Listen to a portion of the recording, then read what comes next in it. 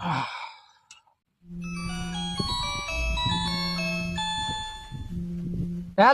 Hello sir, कल आपने phone KIA था लोन की इंक्वायरी के लिए। हाँ, वो हमनेच फोन करे था वो इन्क्वायरी को लोन घेने के साठी. जी सर, कितना लोन लेना था आपको?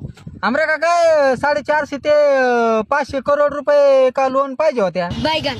जी सर, किस चीज़ के लिए चाहिए आपको इतना लोन? वो हमरे को इमाइन घेने का है ना, तो इमाइन घेने के लिए पाहिजे था तेवढा लोन.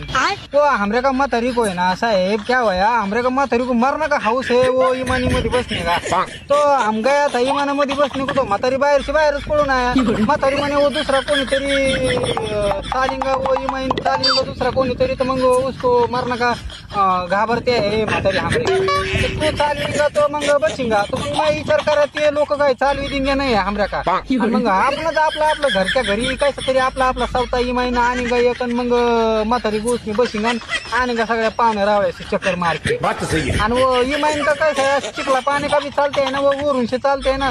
उसको काय करायचंय, खाली चिखला असं नाही दगडा असं वो वरून से चालते है. इसके लिए हमरे रात भर से विचार करके मैंने वो निर्णय घ्या. आणि मग मैं निर्णय थांब रहा मेरा कि इमाइनच घेणे का है. आणि इमाइन घेणे का तो पैसे नाही ना हो साहेब.